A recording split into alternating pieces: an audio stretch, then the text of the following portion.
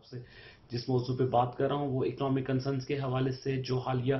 Currency crisis हैं, और देखने में यह है कि चंद महीनों में जिस तरह से पाक रुपी डी वैल्यू हुआ है अगेंस्ट डॉलर और डॉलर में एक अपवर्ड शिफ्ट है, उसकी वजह से हुकूमत के क्या इकोनॉमिक ऑब्जेक्टिव थे जिसे ये इस डिवैल्यूएशन का इम्पैक्ट इकोनॉमी पे लेना चाह रहे थे। क्योंकि इस हवाले से कुछ गैप एग्जिस्ट करते हैं, वजाहत नहीं है, तो कुछ इसमें सवाल उठते हैं। और अगर हम ये देखते हैं कि इस डिवैल्यूएशन का इम्पैक्ट अगर बैलेंस ऑफ पेमेंट या ट्रेड डेफिसिट पर कोई आना चाहिए था, तो हमें ये मालूम होना चाहिए कि हमारी इकोनॉमी जो है वो डॉलर लिंक्ड है और जो हमारे इंपोर्ट्स हैं वो कैपिटल बेस्ड इंपोर्ट्स हैं। और अगर इस डिवैल्यूएशन की से हम अपनी एक्सपोर्ट्स को इनकरेज करना चाह रहे हैं, तो हम ये भी देखना है कि जो एक्सपोर्ट के लिए हम रॉ मटेरियल इंपोर्ट करते हैं वो भी कॉस्टली होगा, जिसकी से कॉस्ट ऑफ प्रोडक्शन फिर बढ़ जाएगा। अच्छा, और अगर इस एक्सचेंज रेट कम होने की वजह से जो हम एक्सपोर्ट को बूस्ट करने चाह रहे हैं, तो जो इम्पोर्टर यानी कि जो हमसे जो जिसको हम एक्सपोर्ट करते हैं, अगर $10,000 में 2 टन की कंसाइनमेंट मंगा रहा था, तो इसका मतलब ये हो कि वो $10,000 देके अब 2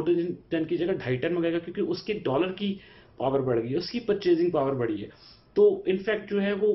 हमारे यूनिट्स और कंज्यूम होंगे, लेकिन जो उसका रियल इम्पैक्ट है वो तो नहीं आएगा,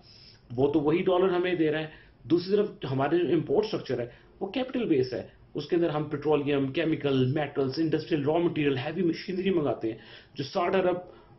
कोई के करीब उसका वॉल्यूम है, उसका प्रपोर्शन है, और जो जो हमारी एक्सपोर्ट्स हैं वो 22-23 अरब डॉलर की हैं। तो इस डिवैल्यूएशन से जो है वो उल्टा गैप और बढ़ेगा, और इस डिवैल्यूएशन की वजह से जो इन्फ्लेशन पास ऑन होगा, एक जो ऑलरेडी मिडिल क्लास तबका है वो पहले ही बड़े मुश्किल में है, तो इस इन्फ्लेशन की वजह से उसकी कुव्वत खरीद जो है वो मजीद डिस्टर्ब होगी, और इस तरह हमारी जो सोशल लाइफ्स हैं उसके ऊपर एक बड़ा नेगेटिव बैड इम्पैक्ट आएगा। फिर जो इस डिवैल्यूएशन की वजह से जो cost of servicing external debt हैं वो भी बढ़ेंगे। तो इस ओवरऑल डिवैल्यूएशन का इम्पैक्ट हमारी इकोनॉमी के ऊपर कोई हमें इसमें क्लैरिटी नजर नहीं आती। तो हुकूमत ने किन बेसिस के ऊपर इस डिवैल्यूएशन का डिसीजन लिया है, क्या इकोनॉमिक ऑब्जेक्टिव्स हैं, ये मालूम करने की हमें बहुत ज़रूरत है। मेरा लिए एक आपसे शेयरिंग थी, इसके हवाले से फीडबैक चलता रहेगा, और अगले पोस्ट में हम कोशिश करेंगे कुछ ऐसी सजेशंस दें कि इकोनॉमी के अंदर रिलीफ आए। आपका बहुत शुक्रिया।